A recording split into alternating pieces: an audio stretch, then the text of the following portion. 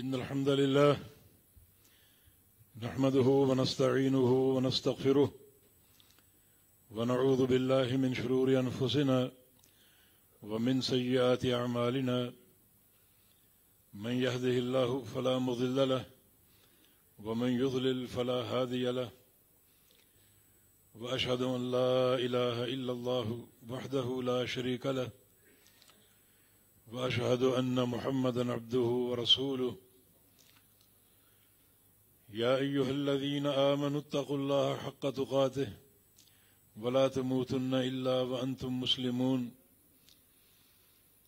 يا أيها الناس اتقوا ربكم الذي خلقكم من نفس واحدة وخلق منها زوجها وبث منهما رجالا كثيرا ونساء واتقوا الله الذي تساءلون به والأرحام إن الله كان عليكم رقيبا يا أيها الذين آمنوا اتقوا الله وقولوا قولا سديدا يصلح لكم أعمالكم ويغفر لكم ذنوبكم ومن يطع الله ورسوله فقد فاز فوزا عظيما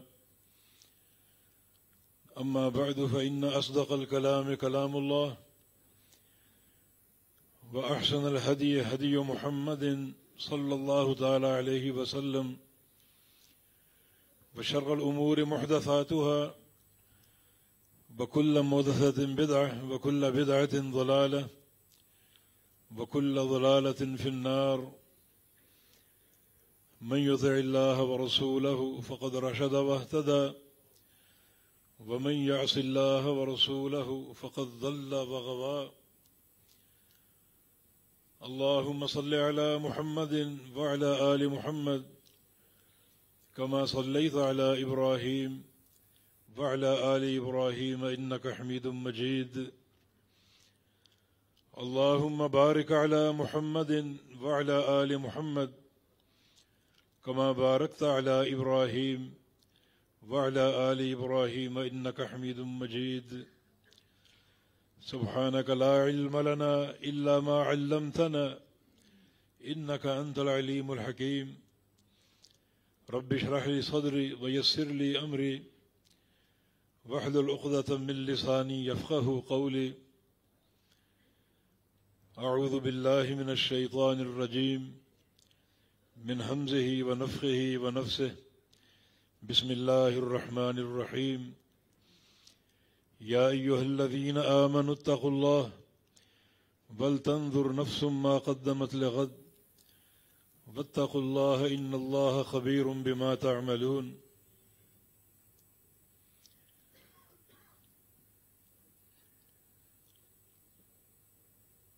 صحیح بخاری اور مسلم کی حدیث کے مطابق رسول کریم صلی اللہ علیہ وسلم نے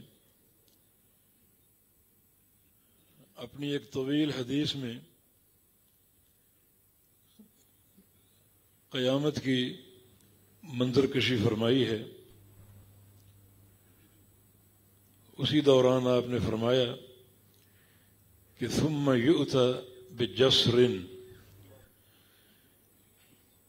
پھر سارے اولین و آخرین کی موجودگی میں ایک پل لایا جائے گا. فیوضع بین جانبتي الصراط، اور اسے جہنم کی پشت پر گاڑ دیا جائے گا.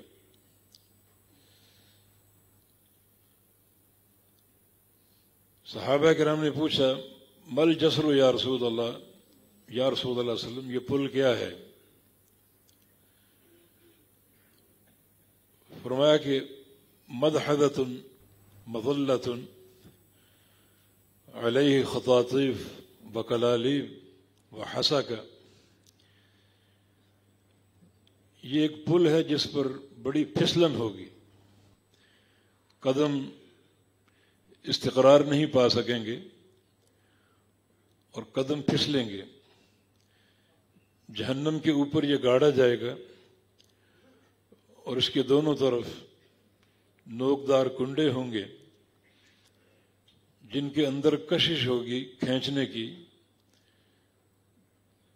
جو گزرنے والوں کو اپنی طرف کھینچیں گے، اور حسا کا ایک ایسی پیچ دار جھاڑی کہ اگر پاؤں الجھ کر پھسل کر اس میں الجھ گیا تو پھر وہ پاؤں باہر نہ آ سکے گا۔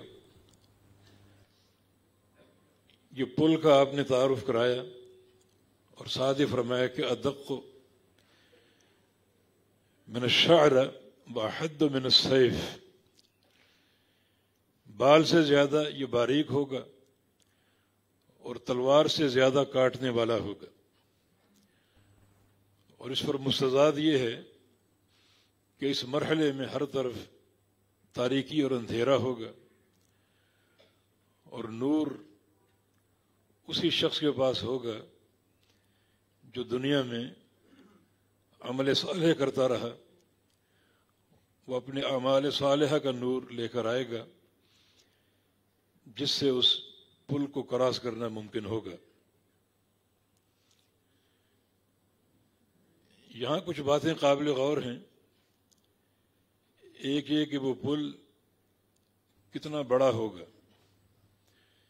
جہنم کی وسعت ہم سب جانتے ہیں۔ نبی علیہ السلام کی حدیث ہے یؤتی بجہنم یوم القیامہ ولہا 70,000 زمام علی کل زمام 70,000 ملک،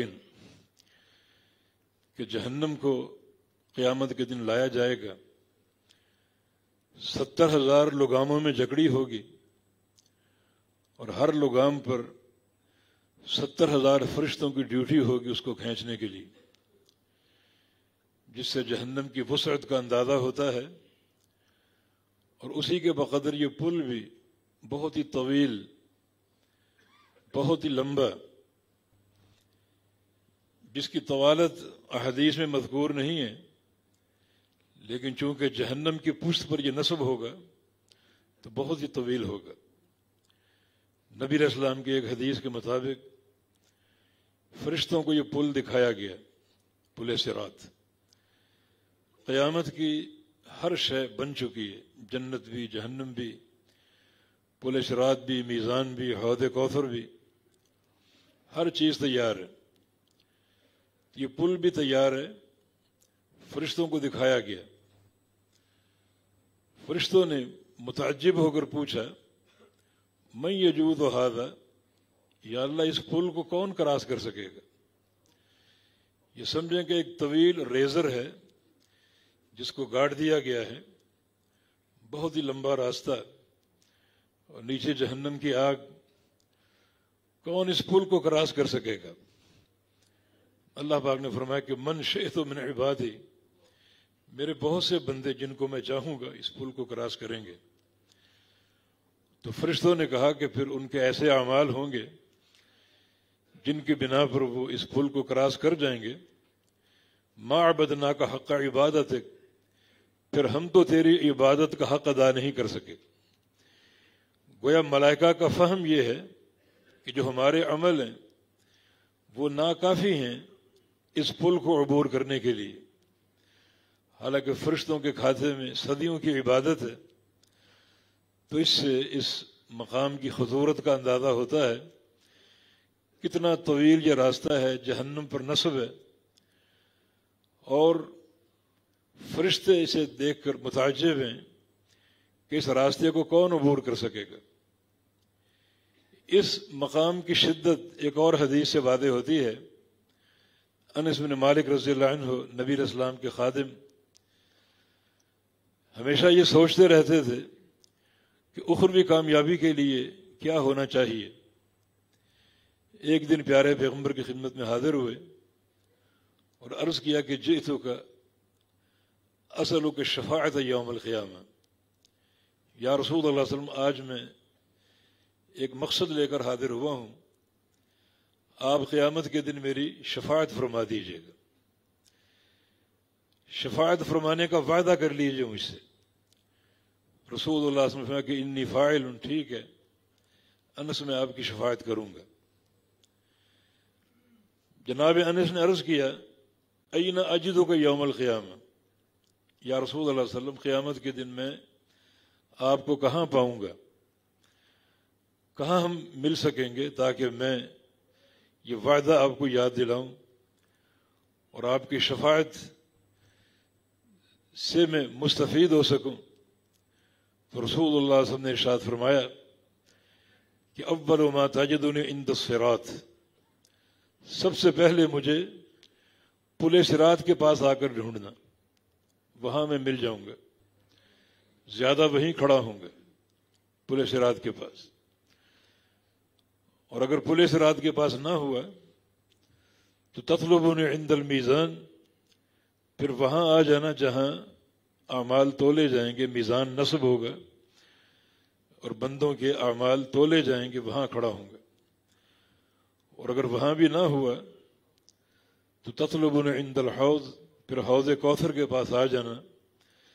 بس قیامت کے دن ان تین مقامات میں سے کسی مقام پر ہوں گا، بار بار آؤں جاؤں گا، کبھی پل صراط کی طرف، کبھی میزان کی طرف، کبھی حوض کوثر کی طرف۔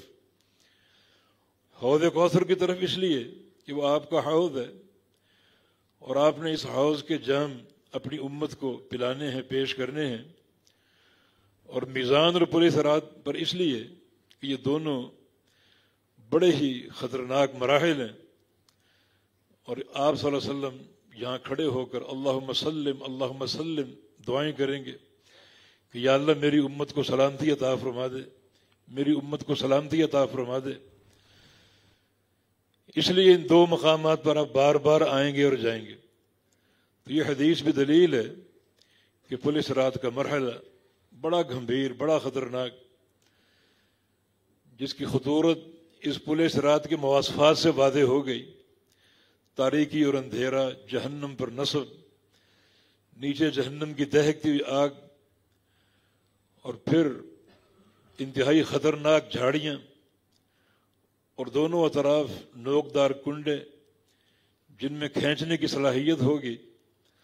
اس پل کو عبور کرنا ہے، اور یہ بات معلوم ہے کہ یہ جنت کا واحد راستہ ہے، اسے عبور کیے بغیر جنت کا داخلہ ممکن نہیں ہے، جنت کی طرف جانے کا اور کوئی راستہ نہیں ہے۔ وَإِن مِّنكُمْ إِلَّا وَارِدُهَا كَانَ عَلَىٰ رَبِّكَ حَتْمًا مَقْضِيًّا، تیرے رب کا حتمی فیصلہ ہے کہ اس پل سے سب نے گزرنا، سب نے اس پر وارد ہونا ہے، سب نے اس پرخطر راستے میں داخل ہونا ہے۔ عبداللہ بن رواحہ رضی اللہ عنہ تشریف فرما تھے، بلکہ اپنی بیوی کی گود میں سر رکھے لیٹے ہوئے تھے، اچانک رو پڑے، بیوی بھی رو پڑی، پوچھا تم کیوں رو رہی ہو؟ عرض کیا کہ آپ کے رونے کی وجہ سے، آپ کی خوشی میری خوشی ہے اور آپ کا رونا میرا رونا ہے۔ کہا مجھے تو پل صراط کی یاد آ گئی۔ اللہ پاک فرماتا ہے کہ ان منکم الا واردھا، کہ اس میں سب نے داخل ہونے، اس راستے میں سب کا ورود ہوگا۔ تو سب کے داخل ہونے کا ذکر ہے، سب کے نکلنے کا ذکر نہیں ہے۔ رو اس لیے رہا ہوں کہ پتہ نہیں عبداللہ بن رواحہ نکلنے میں کامیاب ہوگا یا نہیں ہوگا۔ تو سلف صالحین بھی اس مرحلے کی شدت اور اس مقام کی خطورت کو ہمیشہ یاد کیا کرتے تھے۔ اور پھر یہ بات بھی معلوم ہے کہ ایک نفسیاتی پریشانی بھی انسان کو لاحق ہوگی، کیونکہ مرحلہ میزان کے بعد یہ میزان اور پل صراط دونوں قریب قریب ہوں گے۔ علماء نے کتب عقائد میں یہ بات لکھی ہے کہ والصراط عند المیزان، کہ پل صراط جو ہے یہ میزان ترازو کے پاس ہی ہوگا، جہاں اعمال تولے جائیں گے، یہیں سے جنت اور جہنم کے گروہ تیار ہوں گے، اور پل صراط کو انہیں عبور کرنا پڑے گا۔ نفسیاتی پریشانی یہ ہوگی کہ قیامت کے روز اللہ تعالیٰ آدم علیہ السلام سے کہے گا ابعث بعث النار، جہنم کا گروہ تیار کرو، جہنم کا لشکر تیار کرو۔ آدم علیہ السلام عرض کریں گے وما بعث النار یا رب، یا اللہ جہنم کا گروہ کیا ہے میں نہیں جانتا، تو اللہ پاک فرمائے گا من کل 1999 ہر 1000 میں سے 999 جہنمی ہیں اور صرف ایک جنتی ہے۔ تو یہ ہزار کے گروہ جب پل صراط پر وارد ہوں گے تو 999 بندوں کے قدم کٹ جائیں گے اور وہ جہنم کا لقمہ بن جائیں گے، صرف ایک ہی خوش نصیب کامیاب ہوگا۔ تو یہ ایک نفسیاتی ایک پریشانی بھی سامنے ہوگی کہ اتنی تعداد میں لوگ جہنم میں گر رہے ہیں، میرا کیا بنے گا، میں اس کو عبور کر پاؤں گا یا نہیں کر پاؤں گا۔ پھر نبی علیہ السلام کی ایک اور حدیث ہے کہ تحل الشفاعہ، جب پل صراط سے گزرنے کا مرحلہ آئے گا تو اللہ رب العزت شفاعت کو حلال کر دے گا۔ جس نے شفاعت کرنی ہے وہ شفاعت کریں گے اور اللہ رب العزت ان کی شفاعت قبول کرے گا۔ رسول اللہ صلی اللہ علیہ وسلم نے اس پل کے بارے میں تعارف کراتے ہوئے یہ بھی فرمایا کہ ترسل معه الامانۃ والرحم، جب پل صراط سے گزرنے کا مرحلہ آئے گا تو 2 چیزیں اللہ تعالی پل صراط کے دائیں اور بائیں رکھ دے گا اور کھڑا کر دے گا انہیں، فتقومان بین جانبیت الصراط یمین و یسارا، وہ دونوں چیزیں پل صراط کے دائیں اور بائیں کھڑی ہو جائیں گی۔ وہ 2 چیزیں کیا ہیں؟ الامانۃ والرحم، ایک امانت اور دوسرا رشتہ داری، یہ بھی ساتھ ساتھ چلیں گے۔ جو بندے امانتوں میں خیانتیں کرتے ہیں ان کے لیے بڑی مشکل گھڑی ہوگی، اور جو لوگ رشتے ناطے کاٹتے ہیں، ناراضگی رنجشیں پیدا کرتے ہیں، انہیں بھی بڑی مشکل صورتحال کا سامنا کرنا ہوگا کہ یہ دونوں چیزیں پل صراط پر ساتھ ساتھ کھڑی کر دی جائیں گی، اور ان دونوں میں خلل پیدا کرنے والے، امانتوں میں خیانتیں کرنے والے، رشتوں میں رنجشیں پیدا کرنے والے، رشتے توڑنے والے، قطع رحمی کرنے والے، انہیں بھی بڑی مشکل صورتحال کا سامنا ہوگا۔ جب یہ دونوں چیزیں ساتھ ساتھ چلیں گی تو جو بندے یہاں اضطراب کا شکار ہوتے ہیں اور خلل پیدا کرتے ہیں ان کے لیے انتہائی یہ مشکل گھڑی ہوگی، کامیابی کے امکان بہت کم ہوں گے۔ رسول اللہ صلی اللہ علیہ وسلم نے ارشاد فرمایا ہے کہ اس پل سے گزرنے والوں کی کئی قسمیں ہیں۔ کچھ لوگ وہ ہیں جو مثل طرفت عین، پلک جھپکنے کی مانند اس پل کو عبور کر جائیں گے، اور کچھ لوگ مثل البرق، بجلی کی مانند، کچھ لوگ مثل الریح، آندھی اور ہوا اور طوفان کی مانند، اور کچھ لوگ مثل اجاوید الخیل، تیز رفتار گھوڑے کی مانند، اور کچھ لوگ والرکاب، تیز رفتار اونٹوں کی مانند، اور کچھ لوگ کا جری الرجل، ایک بندے کی جو ایک دوڑ ہوتی ہے اس کے مانند، اور کچھ لوگ ایسے ہوں گے جو کبھی گریں گے، کبھی کھڑے ہوں گے، کبھی سنبھلیں گے، کبھی وہ پھسلیں گے، پھر ان کے قدم جم جائیں گے، پھر وہ آگے بڑھیں گے، اور ان کا اسی طرح پل کو عبور کرنا ہوگا، گرتے پڑتے پھسلتے آگے بڑھیں گے۔ اور کچھ لوگ ایسے ہیں جن کے اعمال اس قدر کمزور ہوں گے کہ وہ کھڑے نہیں ہو پائیں گے، اور گھٹنوں کے بل وہ چلیں گے، گھٹنوں کے بل چلتے ہوئے اس پل کو عبور کریں گے۔ رسول اللہ صلی اللہ علیہ وسلم نے ایک شخص کی کیفیت ذکر کی ہے کہ تخر یدن بتعلق یدن بتخر رجل بتعلق رجل، ایسے لوگ بھی ہوں گے کہ جو پل پر رینگ رہے ہوں گے، گھٹنوں کے بل چل رہے ہوں گے، اور پھر کیا ہوگا، اچانک ان کا ہاتھ پھسل جائے گا اور ایک ہی ہاتھ تھامے وہ پل صراط پر کھڑے ہوں گے، لٹکے ہوں گے۔ جن کا ایک ہاتھ پل صراط پر ہوگا لٹکے ہوں گے، ابھی گرے کہ ابھی گرے، اللہ تعالیٰ پھر ان کو سنبھلنے کی توفیق دے گا۔ اور ایسا بھی ہوگا کہ ایک ٹانگ پھسلے گی اور ان کی ایک ٹانگ جمی رہے گی، تو ٹانگ کے بل پر الٹے وہ لٹکے ہوں گے پل صراط پر، ابھی گرے کہ ابھی گرے، اور اللہ تعالیٰ پھر ان کو سنبھلنے کی توفیق دے گا اور پھر وہ چل پڑیں گے. تو اتنا ان کے کمزور عمل ہوں گے کہ ان کے عمل ان کو اٹھا نہیں سکیں گے. بچوں کی طرح گھٹنے کے بل رینگتے ہوئے آگے بڑھیں گے، گرتے ہوئے پھسلتے ہوئے. یہ ان کا منظر ہے. یہ چند احادیث کا خلاصہ آپ کے سامنے پیش کیا ہے.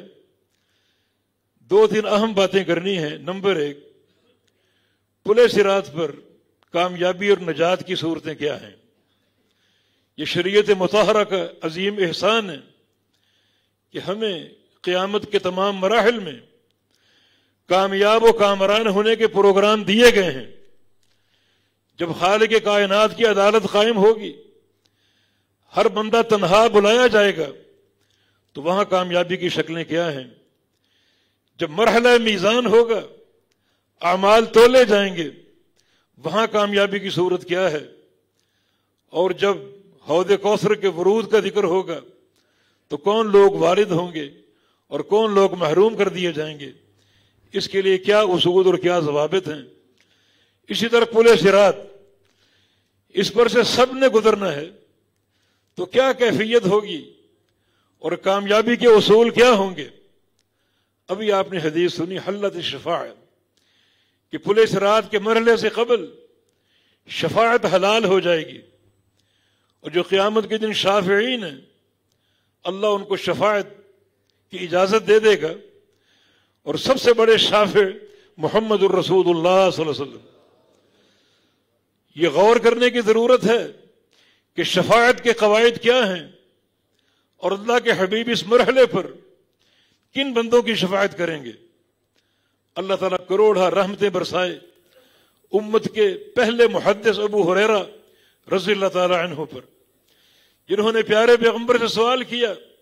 صحیح بخاری کی حدیث، من اسعد الناس بشفاعتک یوم القیامہ. یا رسول اللہ صلی اللہ علیہ وسلم، قیامت کے دن آپ کی شفاعت کن خوش نصیب بندوں کو نصیب ہوگی؟ آپ شفاعت کس کی کریں گے؟ تو رسول اللہ صلی اللہ علیہ وسلم جو صاحب شفاعت ہیں، وہ فرما رہے ہیں کہ میں شفاعت کس کی کروں گا. فرمایا کہ اسعد الناس بشفاعتی یوم القیامہ من قال لا الہ الا اللہ خالصا من قلبہ، کہ قیامت کے روز میری شفاعت صرف ان خوش نصیب بندوں کو نصیب ہوگی جنہوں نے لا الہ الا اللہ کہا ہو اور بالکل دل سے خالص ہو کر، جس میں ایک ذرہ کے برابر بھی شرک کی ملاوٹ نہ ہو. اس طرح کہا ہو یہ کلمہ لا الہ الا اللہ کہ اس کا دل اخلاص سے بھرا ہو، صدق سے بھرا ہو، تصدیق سے بھرا ہو، علم و معرفت سے بھرا ہو. خالی شہادت نہ ہو کہ معنویت کا علم ہی نہ ہو، خالی زبان کا اقرار نہ ہو کہ اس کلمے کا معنی معلوم ہی نہ ہو، بلکہ ان تمام شرائط کے ساتھ متصف ہو کر جو یہ کلمہ پڑھے گا اسے میری شفاعت نصیب ہوگی. ایک اور حدیث میں ایک وفد میں ایک صحابی عبد الرحمن جس کا نام، نبی علیہ السلام سے عرض کرتا ہے الا تسألوا ربک ملکا کملک سلیمان. یا رسول اللہ صلی اللہ علیہ وسلم، آپ اپنے پروردگار سے سلیمان علیہ السلام جیسی بادشاہت کا سوال کیوں نہیں کر لیتے؟ جیسے اللہ رب العزت نے سلیمان علیہ السلام کو بادشاہت عطا فرمائی، اللہ تعالیٰ آپ کو بھی ایسی ہی بادشاہت عطا فرما دے تاکہ آپ کے ماننے والے خوشحال ہو جائیں، تکلیفوں کا دور چھٹ جائے، یہ پیٹوں پر پتھر باندھنے کی کیفیت زائل ہو جائے اور فراوانی آ جائے. رسول اللہ صلی اللہ علیہ وسلم نے ارشاد فرمایا کہ اعطانی ربی افضل مما اعطى سلیمان. اللہ تعالیٰ نے مجھے وہ چیز دی ہے جو سلیمان علیہ السلام کی بادشاہت سے بھی افضل ہے. سلیمان علیہ السلام کو جو کچھ دیا مجھے اسے افضل عطا فرما دیا. پوچھا وہ کیا چیز ہے؟ فرمایا کہ وہ ایک دعا ہے جس کو اللہ نے مجھے اختیار دیا کہ میں وہ دعا کر لوں دنیا میں، لیکن ادخرت دعوتی، اپنے پروردگار سے میں نے اجازت طلب کی کہ مجھے یہ دعا قیامت کے دن کرنے کا موقع دے دے، دنیا میں یہ حق استعمال نہ کروں بلکہ قیامت کے دن یہ حق استعمال کروں۔ اجازت مل گئی، اب میں یہ دعا کا حق قیامت کے دن استعمال کروں گا، اس طرح کہ اپنی امت کو شفاعت کے ذریعے بخشواؤں گا۔ فرمایا کہ یہ نعمت سلیمان علیہ السلام کی بادشاہت سے افضل ہے، وہ بادشاہت تو دنیاوی آسودگی کا باعث ہے، اور یہ شفاعت کا معاملہ اور دعا کا معاملہ، اس کا فائدہ قیامت کے روز میری امت کو ہوگا۔ اور آخر میں فرمایا وَهِيَ نَائِلَةٌ لِمَن مَّاتَ مِنْ أُمَّتِي لَا يُشْرِكُ بِاللَّهِ شَيْئًا، قیامت کے روز میری شفاعت اور یہ دعا کا اعزاز صرف اس بندے کو حاصل ہوگا جو اس طرح مرا ہو کہ اس نے شرک نہ کیا ہو، جس کی موت عقیدہ توحید پر ہو، جس کی موت توحید کے فہم پر ہو، جس کی موت توحید کے یقین پر ہو، جس کی موت لا الہ الا اللہ کے فہم پر ہو، اسے میری شفاعت نصیب ہوگی۔ تو یہ حلت الشفاعت اللہ تعالیٰ کا بہت بڑا احسان ہے۔ ایک طرف میزان، دوسری طرف پل صراط کا مرحلہ، اس موقع پر شفاعت کھول دی جائے گی اور شفاعت حلال کر دی جائے گی، اور جو بھی شافعین شفاعت کرنے والے وہ شفاعت کریں گے، اور اس شفاعت سے مستفید ہونے والے وہی لوگ ہیں جن کو اللہ تعالی توحید کا فہم عطا فرما دے، اور جو توحید پر پوری توجہ مرکوز رکھنے والے، توحید کا فہم حاصل کرنے والے، اور اس فہم پر پورے یقین، پورے جزم، پوری بصیرت اور پوری معرفت کے ساتھ جم جانے والے، انہیں اللہ کے پیارے حبیب کی شفاعت نصیب ہوگی۔ بلکہ تمام شافعین جو ہیں ان کی شفاعت اسی عقیدہ توحید پر قائم ہوگی، اور جس کے عقیدے میں خلل ہو، ایک ذرہ کے برابر شرک کی شمولیت ہو، وہ اس شفاعت سے محروم ہے، وہ انسان ناکام اور نامراد ہے، اور وہ انسان قطعاً کامیاب نہ ہوگا۔ تو یہ ایک اصل، ایک ضابطہ ہمارے سامنے آ گیا کہ پل صراط کے مرحلے سے قبل اللہ تعالیٰ شفاعت حلال کر دے گا۔ یہ شفاعت ہم سب کی ضرورت ہے، میری بھی ضرورت ہے، آپ کی بھی ضرورت ہے، ہم سب اس سہارے کے محتاج ہیں۔ تو اس عظیم مقام کو حاصل کرنے کے لیے ضروری ہے کہ آج محنت ہو، بلکہ محنت شاقہ ہو، لا الہ الا اللہ پر، اس کلمے کے ذکر پر۔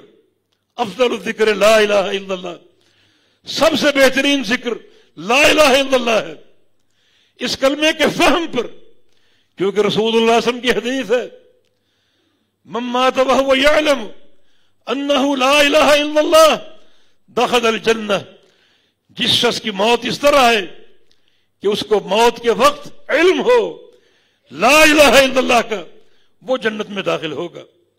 خالی پڑھ لینا، رٹے لگا لینا، ہزار دانوں کی تسبیحیں پھیر لینا قطعاً مفید نہ ہوگا جب تک کلمے کا ادراک نہ ہو اور اس کی معرفت نہ ہو، اور معرفت پر یقین ہو، ایک سچی اور پکی شہادت ہو، پوری طرح تصدیق ہو، کیونکہ صدقا من قلبہ کے الفاظ بھی ہیں کہ دل کی سچائی کے ساتھ، غیر شاک فیہما کے الفاظ بھی ہیں، اس گواہی میں کوئی شک نہ ہو، کسی قسم کا تردد نہ ہو، اور پورے یقین کے ساتھ آئے تو اسے امام الانبیاء کی شفاعت نصیب ہوگی۔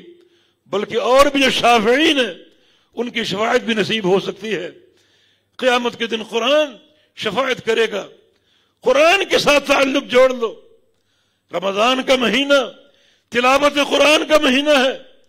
رسول اللہ صلی اللہ علیہ وسلم کی حدیث ہے القرآن شافع مشفع ماہل مصدق من جعلہ امامہ قادہ الی الجنہ ومن جعلہ وراء ظہرہ ساقہ الی النار، کہ قرآن جو ہے یہ شافع ہے، شفاعت کرنے والا، اور مشفع ہے جس کی شفاعت یقینی قبول کی جائے گی، کیونکہ قرآن اللہ کی صفت ہے، مخلوق نہیں ہے۔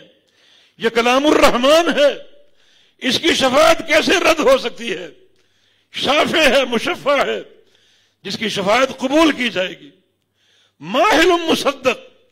اور یہ قرآن صرف شافع ہی نہیں بلکہ ماحل بھی ہے.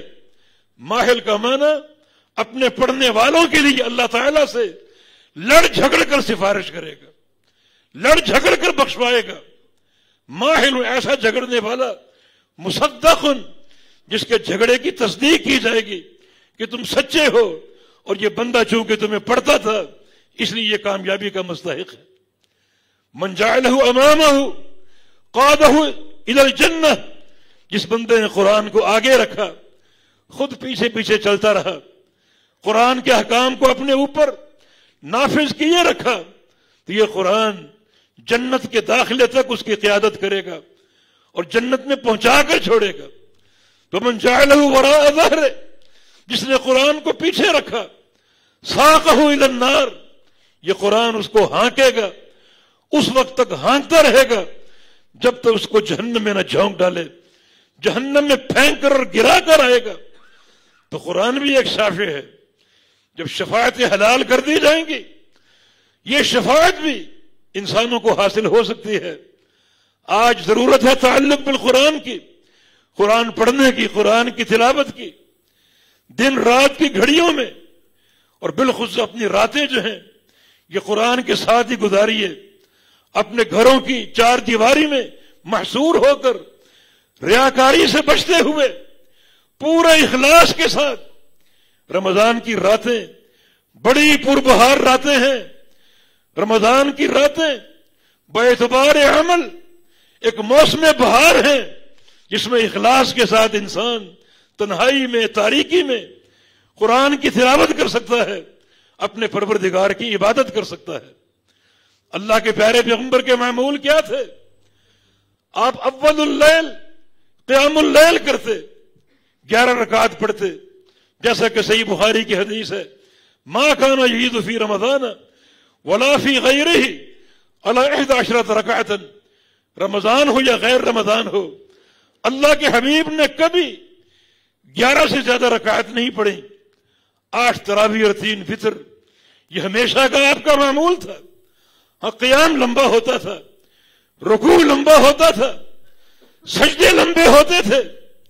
یہ آپ کے قیام کی مواصفات احادیث میں وارد ہیں.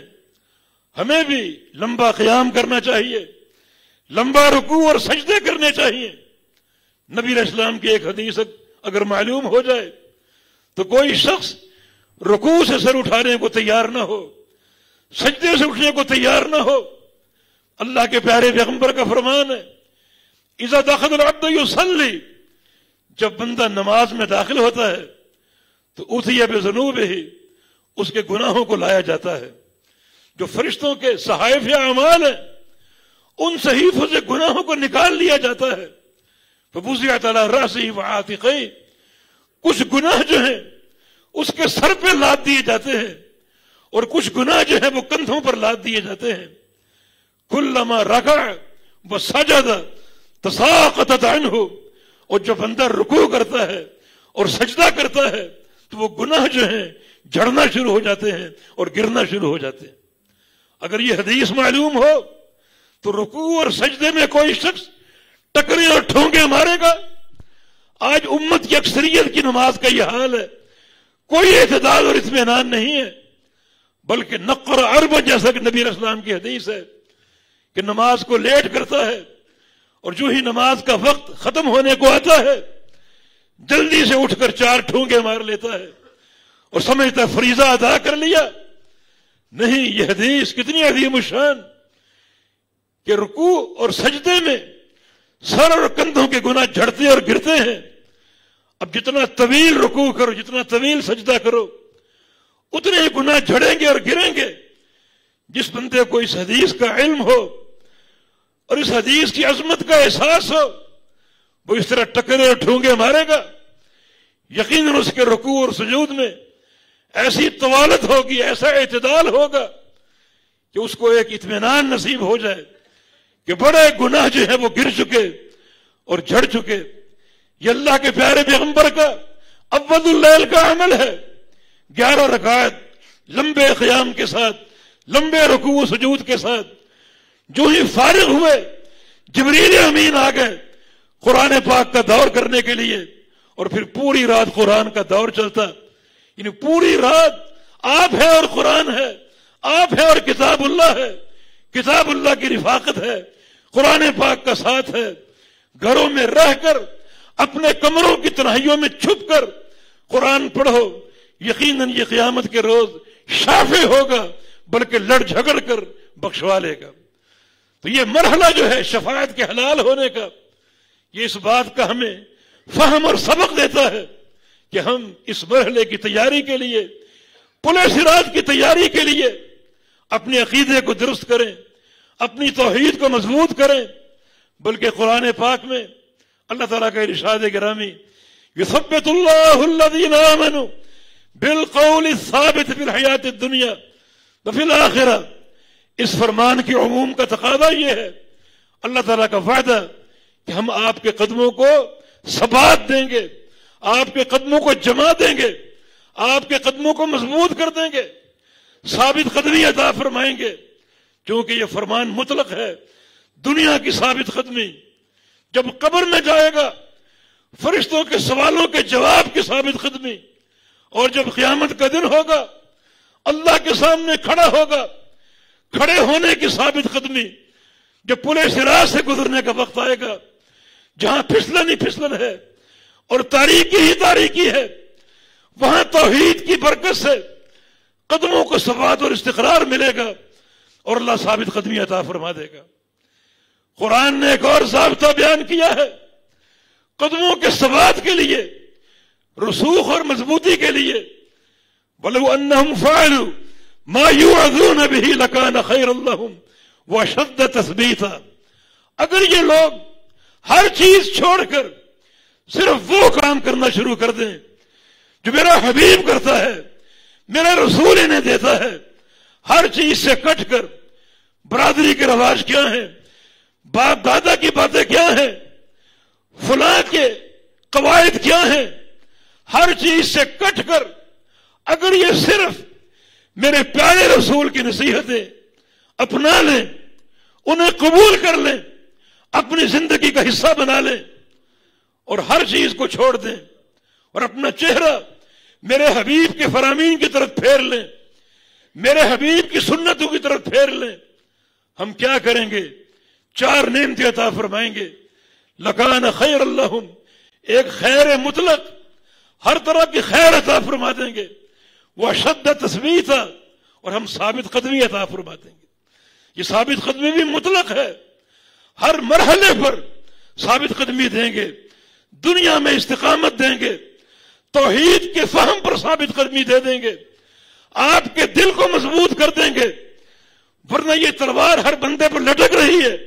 اللہ کے پیغمبر کا فرمان کہ ان القلوب بین اصبعین من اصابع الرحمن یقلبها کیف یشاء، تمام بندوں کے دل اللہ تعالیٰ کی 2 انگلیوں کے بیچ میں ہیں، اور اللہ بے پرواہ ذات ان دلوں کو جب چاہے پھیر دے، جس طرف چاہے پھیر دے۔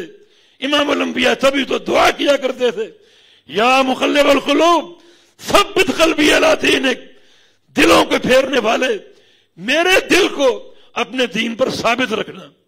تو ثابت رکھے گا اللہ رب العزت، لیکن اس کے لیے قاعدہ ہے کہ تم صرف وہ کام کرو جو میرا پیغمبر کرتا ہے، وہ باتیں مانو جو میرا پیغمبر تمہیں فرماتا ہے، تو ہر قسم کی خیر بھی دیں گے، وہ شد تثبیت، ثابت قدمی بھی دیں گے، ثبات عطا فرمائیں گے، مضبوطی اور رسوخ عطا فرما دیں گے۔ وَإِذَا لَآتَيْنَاهُمْ مِن لَّدُنَّا أَجْرًا عَظِيمًا، اپنی طرف سے اجر عظیم بھی دیں گے، بے تحاشا اجر و ثواب۔ وَلَهَدَيْنَاهُمْ صِرَاطًا مُسْتَقِيمًا، اور صراط مستقیم کی ہدایت پر مستقل قائم کر دیں گے کہ یہ بندہ کبھی اس کے قدم ڈگمگائیں گے نہیں، اور کبھی ان میں تزلزل نہ آئے گا۔ یہ بھی قواعد ہے پل صراط پر کامیابی کے لیے اور قدموں کے استقرار کے لیے، توحید کی ثابت قدمی اور اللہ کے پیارے پیغمبر کی سنت پر ثابت قدمی۔ یہ ثابت قدمی دنیا میں اپنا لو تو اللہ ہر مرحلے پر ثابت قدمی دے گا۔ اس کڑے مرحلے میں جہاں پلے صراط سے گزرنے کا وقت آئے گا، پھسلن ہی پھسلن ہے، تاریکی ہی تاریکی ہے، اور یہ راستہ ادق من الشعر وحد من السیف، بال سے زیادہ باریک ہے اور تلوار سے بڑھ کر کاٹنے والا ہے۔ یہاں ثابت قدمی کی ضرورت ہے، اور یہ حاصل ہوگی توحید کی برکت سے حاصل ہوگی، اللہ کے پیارے پیغمبر کی اتباع کی برکت سے حاصل ہوگی۔ یہ عزم کر لو توحید کے فہم کا، اور یہ عزم کر لو کہ ہر کام میں اللہ کے پیارے پیغمبر کی سنت کا رنگ ہو۔ اس وقت تک کوئی کام نہیں کرنا جب تک سنت سے ثابت نہ ہو۔ اگر ثابت نہیں ہے تو وہ کام چاہے بظاہر چاندی اور سونے کا کیوں نہ ہو، وہ جوتوں کی نوک کے قابل ہے، اور اگر اللہ کے پیغمبر کی سنت سے ثابت ہے تو اس کام کو انجام دینا ہے بالکل ویسے جیسے اللہ کے پیغمبر انجام دیا کرتے تھے۔ اگر یہ ثبات آ جائے، عقیدے کا رسوخ آ جائے، اللہ کے پیارے پیغمبر کی سنت کے تعلق سے یہ راسخ فہم آ جائے، تو اللہ تعالیٰ قیامت کے دن پلے صراط کے مرحلے پر قدموں کو ثبات عطا فرما دے گا۔ یہ قواعد خود شریعت نے بیان کی ہیں۔ باقی یہ تیزی سے گزرنا، کچھ لوگوں کا گزرنا پلک جھپکنے کی مانند ہوگا۔ ابھی نظر زمین پر ہے، اٹھائی تو آسمان تک پہنچ گئی۔ اتنے قلیل عرصے میں اس پل کو عبور کر جائیں گے، اور کچھ کا عبور کرنا بجلی کی رفتار سے ہوگا، کچھ کا عبور کرنا آندھی اور طوفان کی رفتار سے ہوگا، کچھ کا عبور کرنا تیز رفتار گھوڑے کی رفتار سے ہوگا۔ یہ تفاوت جو ہے اور یہ پلے صراط کو عبور کرنے کی تیزی، یہ اعمال کی بنا پر ہے۔ نبی علیہ السلام کی ایک حدیث ہے، من ابطأ به عملہ لم یسرع به نسبہ۔ آج جس کا عمل کمزور ہے، عمل کی سواری سلو ہے، تو قیامت کے دن کوئی تعلق، کوئی مال و ثروت اسے تیز نہ چلا سکے گا۔ قیامت کی تیزی تو چاہیے، قیامت کی تیزی تو مطلوب ہے۔ ہر مرحلے پر اگر تیزی حاصل ہو جائے، یہ خالق کائنات کی بڑی ایک نعمت ہوگی۔ قیامت کا دن ہی دنیا کے 50,000 سال کے برابر ہے، لیکن نبی علیہ السلام کی حدیث کے مطابق کچھ بندوں پر یہ دن یوں گزرے گا جیسے ظہر اور عصر کی نماز کا وقفہ ہوتا ہے۔ یہ تیزی نہیں چاہیے، تو من ابطأ به عملہ لم یسرع به نسبہ۔ آج جس کی عمل کی سواری کمزور ہے، اسے قیامت کے دن کوئی چیز تیز نہ چلا سکے گی۔ تو آج عمل چاہیے۔ نبی علیہ السلام کی ایک حدیث ہے، یسیر الناس علی قدر نورہم، پلے صراط پر چلنا نور کے بقدر ہوگا۔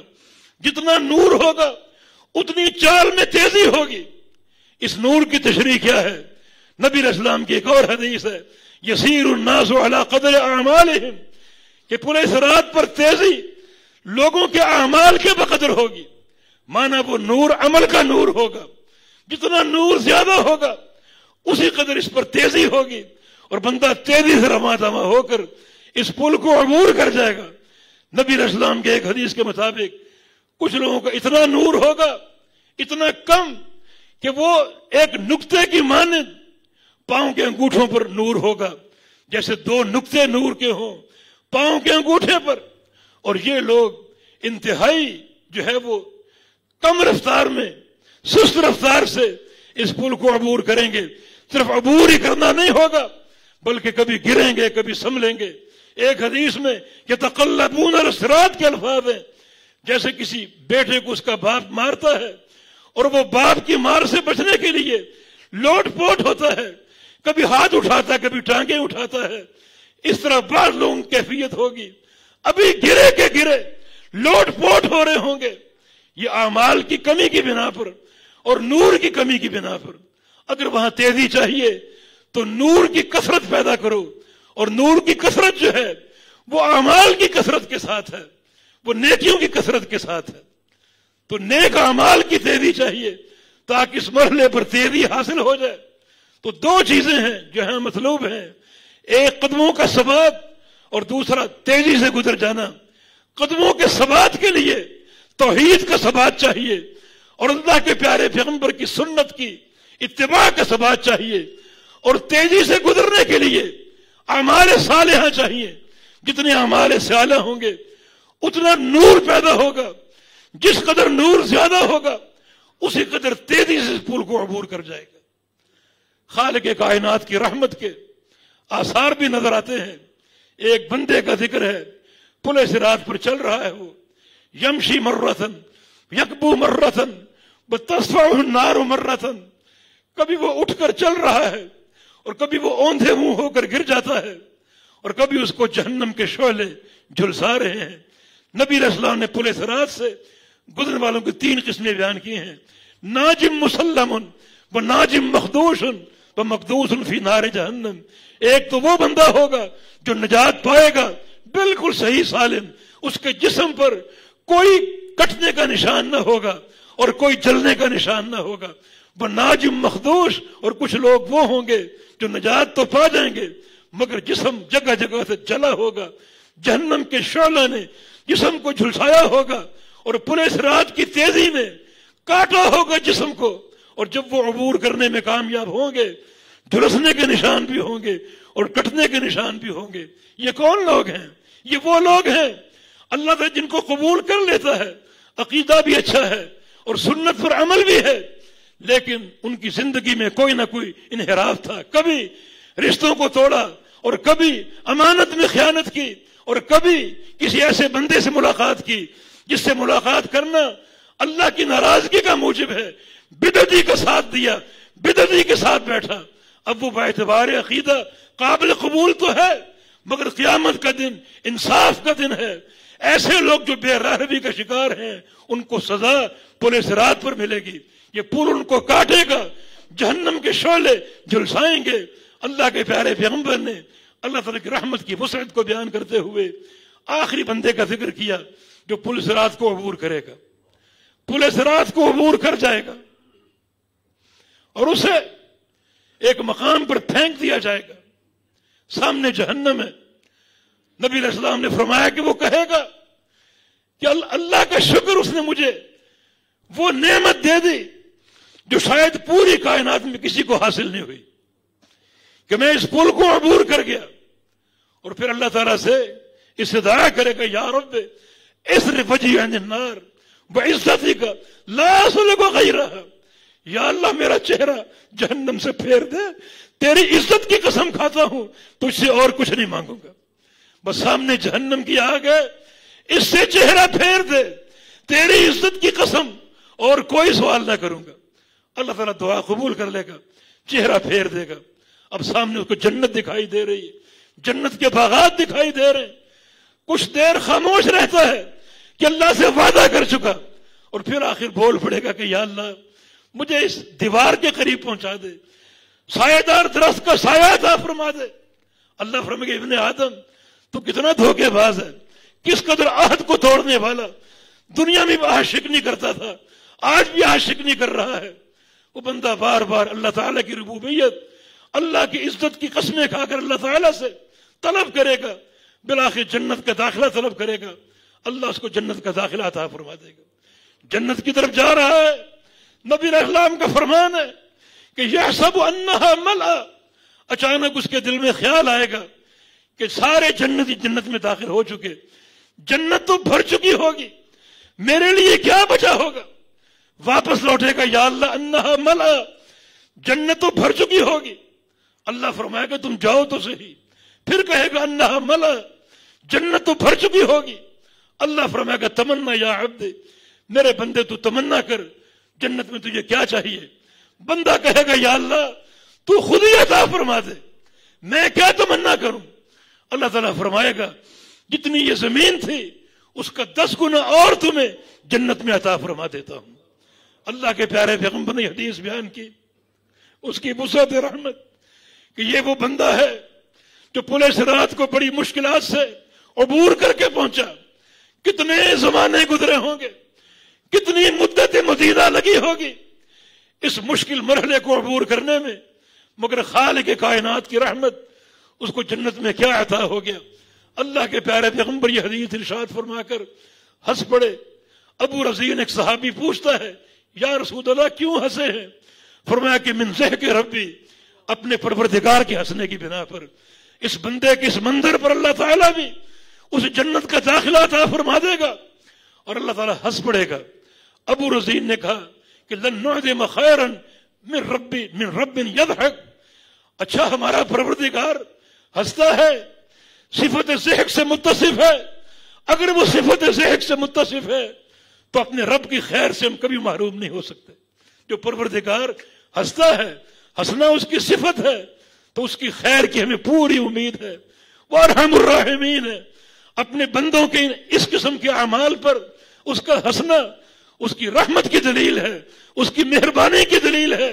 ایسے رب کی خیر سے ہم کیسے محروم ہو سکتے ہیں؟ اور واقعتاً وہ ارحم الراحمین ہے.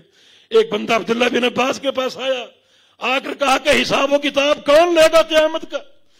فرمایا کہ اللہ لے گا. اس عرابی نے کہا فزت ورب الکعبہ, اگر اللہ لے گا تو رب کعبہ کی قسم میں کامیاب ہوں. وہ ذات ارحم الراحمین ہے. ایک نوجوان بستر مرگ پہ تھا, آخری سانسیں گر رہا ہے. اس کی والدہ اس کی چرپائی پر بیٹھی ہے, بیٹا بھی رو رہا ہے, ماں بھی رو رہی. ماں رو رہی ہے بیٹے کے فراق پر, اور بیٹا رو رہا ہے کہ آگے حساب و کتاب کا سامنا ہے. اپنی ماں سے پوچھتا ہے کہ اماں جان, اخروی حساب اگر میرا آپ کو سونپ دیا جائے تو آپ میرے ساتھ کیا معاملہ کریں گی؟ کہا کہ بیٹا میں تیرے ساتھ مشفقانہ معاملہ کروں گی, بڑی مہربانی کا معاملہ کروں گی. تو نوجوان نے کہا ٹھیک ہے, اب آپ خاموش ہو جائیے, میرے پروردگار کی رحمت آپ کی رحمت سے زیادہ ہے, اللہ کی مہربانی آپ کی مہربانی سے زیادہ ہے. تو فرمایا کہ اللہ تعالیٰ ہنسا اپنے بندے کے اس منظر پر. اس کی صفت ضحک واقعات بڑی امید افزا اور بڑی حوصلہ افزا اور بہت زیادہ کامیابی کی توقعات جو ہیں بندوں پر ظاہر کرنے والے. نبی علیہ السلام نے ایک موقع پر فرمایا تھا ام سعد کے لیے, جب سعد بن معاذ شہید ہو گئے تو ان کی والدہ اس پر صبر نہ کر سکی, بے تحاشا روئی, آنسو گرتے جا رہے ہیں, آنسو گرتے جا رہے ہیں. رسول اللہ صلی اللہ علیہ وسلم نے کہا کہ جاؤ ام سعد کو ایک خبر دو تاکہ وہ خوش ہو جائے اور اس کے آنسو تھم جائیں. اللہ یرفع دمع ام سعد, ام سعد کے آنسو کیوں نہیں تھمتے؟ جاؤ اس کو جا کر یہ خبر دو تاکہ وہ خوش ہو جائے اور اس کے آنسو رک جائے.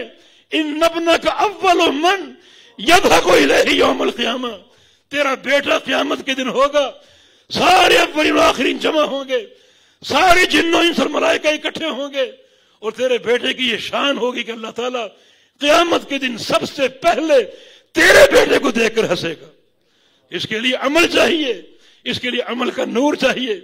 یقیناً ان تمام مراحل میں کامیابی کا راستہ موجود ہے. خالق کائنات کی رحمت بھی ہے, اور اس کی رحمت کے یہ سارے اسباب اور ضوابط ہیں جو ہمارے سامنے آ گئے تاکہ آسانی کے ساتھ اس مرحلے کی تیاری کر سکیں. بڑا گمبھیر مرحلہ ہے, بڑا دقیق مرحلہ ہے. ضرورت کس چیز کی ہے؟ ٹھوس عقیدے کی, پختہ توحید کی, اللہ کے پیارے پیغمبر کی سنت کی, آپ کی اتباع کی, عمل کی تیزی کی. کیونکہ عمل کی تیزی, عمل کی کثرت یہ قیامت کے دن نور کا باعث ہوگی. جس قدر نور ہوگا اسی قدر اس پل کو عبور کرنے میں تیزی حاصل ہو سکے گی. ان قواعد پر غور کرنا چاہیے, انہیں اپنانا چاہیے, اور اپنی اس بقیہ زندگی میں کوشش کریں کہ ہم اس مرحلے کی ایسی تیاری کریں کہ اللہ تعالیٰ کو پسند آ جائے اور اللہ تعالیٰ ہم اس زمرے میں داخل کر دے جو اس پل کو پلک جھپکنے کی طرح عبور کر جائے گا. اس کی رحمت سے کوئی بعید نہیں ہے. یا اللہ ہم سے راضی ہو جا, یا اللہ اپنی محبتوں کا مستحق قرار دے دے. یا اللہ تیری توحید کا ادراک رکھتے ہیں, تیری توحید کا پاس رکھتے ہیں, اس توحید کی برکت سے ہمارے گناہوں کو معاف فرما دے, ان ٹوٹی پھوٹی عبادات کو قبول فرما لے. یا اللہ یہ قیامت کا مرحلہ, پل صراط کا مرحلہ, میزان کا مرحلہ بڑا دقیق اور گمبھیر ہے. ہم بڑے کمزور ہیں, ہمیں کامیابی عطا فرما دے. وہ قواعد اکٹھے کرنے کی توفیق دے دے جو قواعد اس مرحلے میں کامیاب کرا دیں گے. یا اللہ تیرے حبیب کی محبت ہے, تیرے حبیب کی سنت کی محبت ہے, اس محبت کا واسطہ ہے, ہمیں معاف فرما دے. ہماری اخروی منازل کو آسان فرما دے, ہمارا حساب آسان فرما دے. الہ العالمین ہم سے راضی ہو جا, اپنی محبتیں ہمیں عطا فرما دے, رحمتوں سے ڈھانپ لے. اقول قولی ھذا واستغفر اللہ لی ولکم وآخر دعوانا ان الحمد للہ رب العالمین.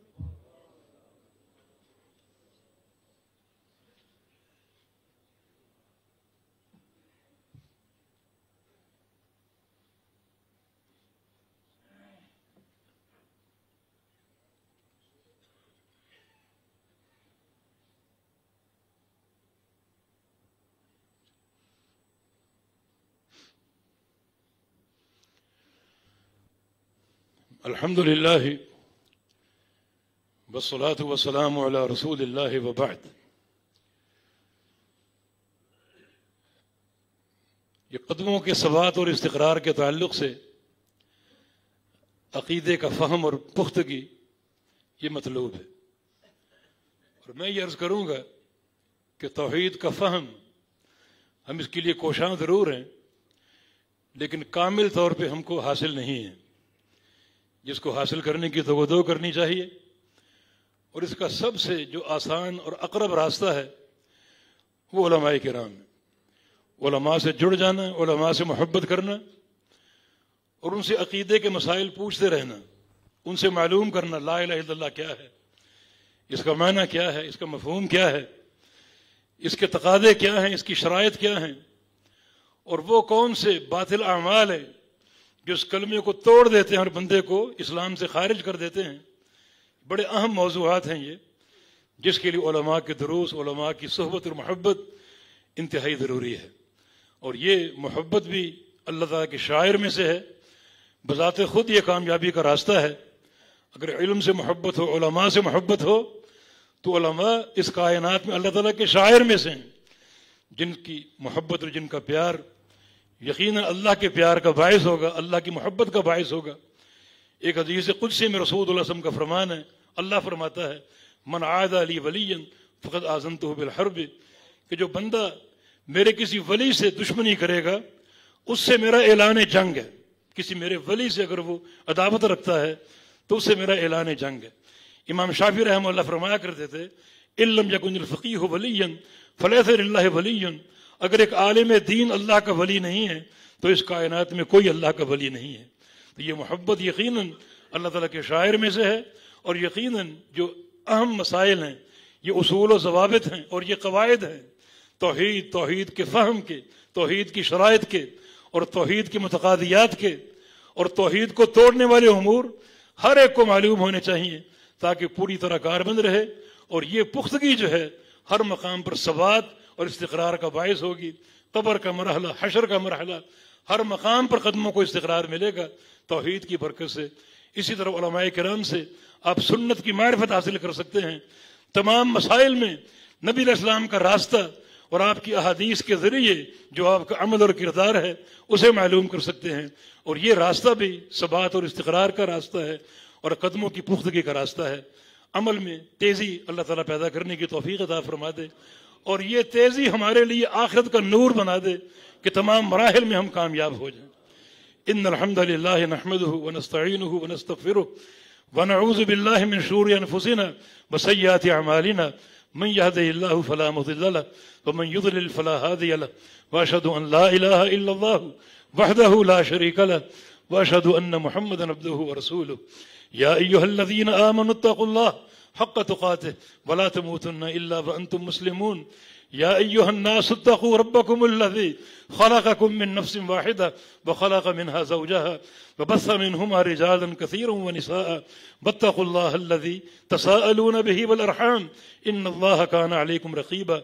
يا أيها الذين آمنوا اتقوا الله وقولوا قولا سديدا يصلح لكم أعمالكم ويغفر لكم ذنوبكم ومن يطع الله ورسوله فقد فاز فوزا عظيما. إن الله وملائكته يصلون على النبي يا أيها الذين آمنوا صلوا عليه وسلموا تسليما. اللهم صل على محمد وعلى آل محمد كما صليت على إبراهيم وعلى آل إبراهيم إنك حميد مجيد. اللهم بارك على محمد وعلى آل محمد كما باركت على إبراهيم وعلى آل إبراهيم إنك حميد مجيد.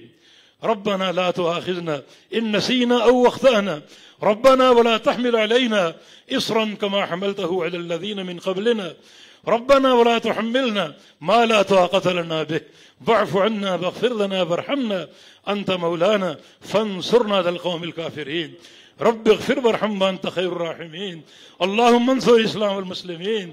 اللهم انصر من نصر دين محمد صلى الله تعالى عليه وسلم واجعلنا منهم واخذل من خذل دين محمد صلى الله تعالى عليه وسلم ولا تجعلنا منهم. ربنا تقبل منا إنك أنت السميع العليم وتب علينا إنك أنت التواب الرحيم برحمتك يا أرحم الراحمين. وصلى الله وسلم.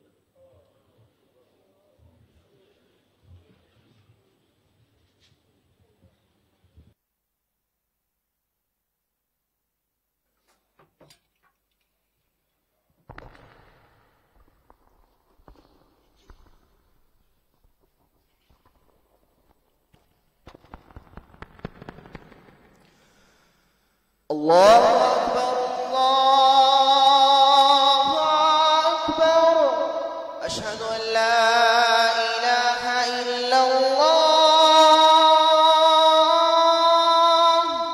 أشهد أن محمدا رسول الله حي على الصلاة حي على الفلاح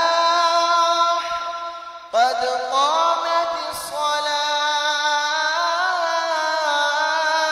قد قامت الصلاة الله أكبر الله أكبر لا إله إلا الله.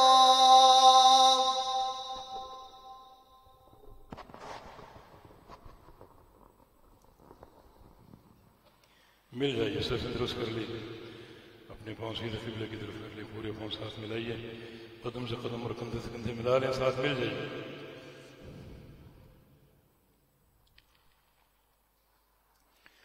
اللہ اکبر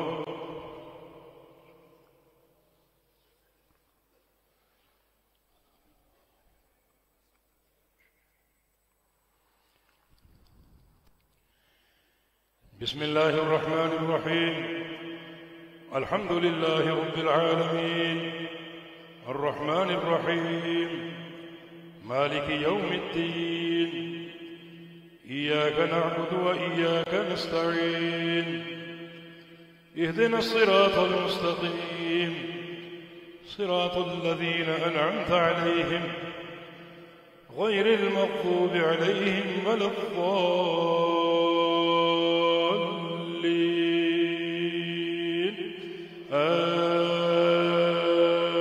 آمين.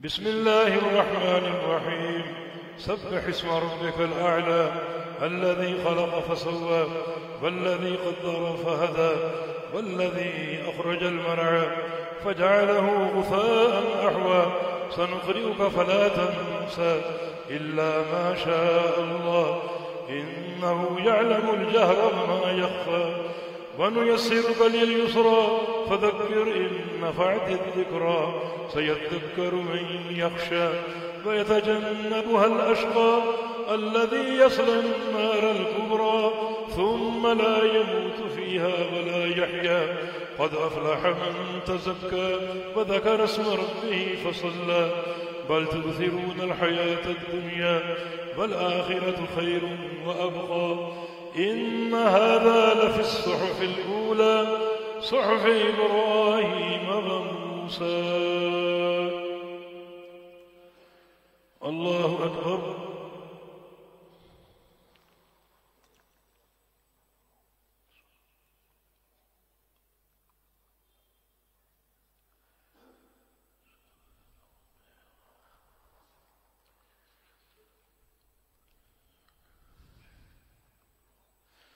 سمع الله لمن حمده.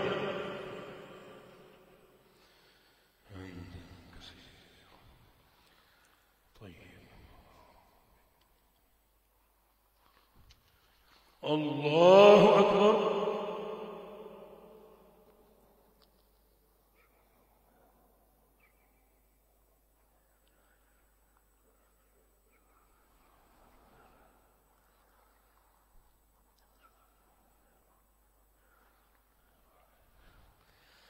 الله أكبر.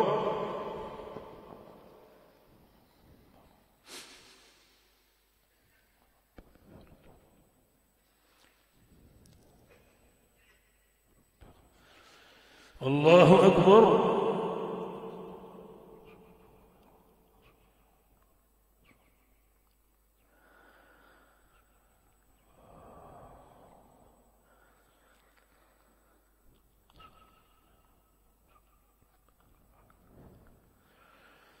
الله أكبر.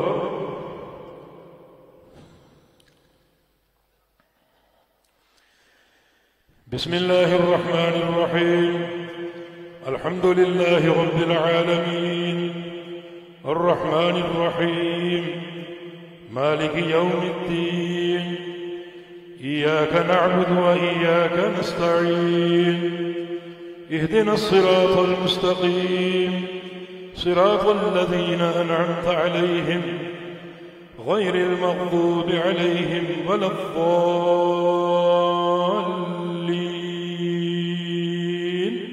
آمين.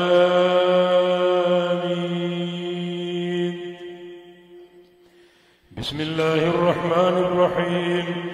هل أتاك حديث الغاشية وجوه يومئذ خاشعة عاملة ناصبة تصلى نارا حامية تسقى من عين آنية ليس لهم طعام إلا من ضريع لا يسمن ولا يغني من جوع وجوه يومئذ ناعمة لسعيها راضية في جنة عالية لا تسمع فيها لاغية فيها عين جارية فيها سرر مرفوعة وأكواب موضوعة ونمارق مصفوفة وزرابي مبثوثة أفلا ينظرون إلى الإبل كيف خلقت وإلى السماء كيف رفعت وإلى الجبال كيف نصبت وإلى الأرض كيف سطحت فذكر إنما أنت مذكر لست عليهم بمسيطر إلا من تولى وكفر فيعذبه الله العذاب الأكبر إن إلينا إيابهم ثم إن علينا حسابهم. الله أكبر.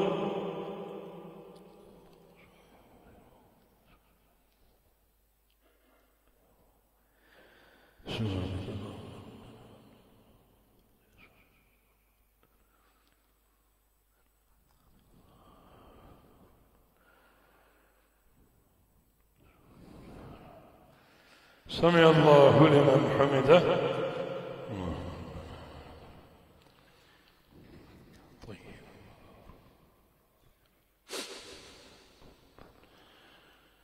الله أكبر.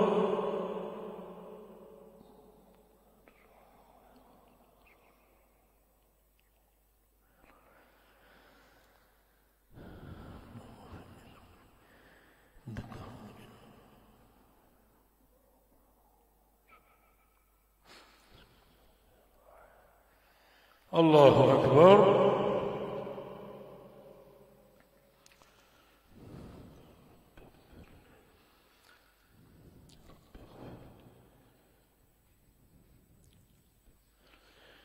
الله أكبر.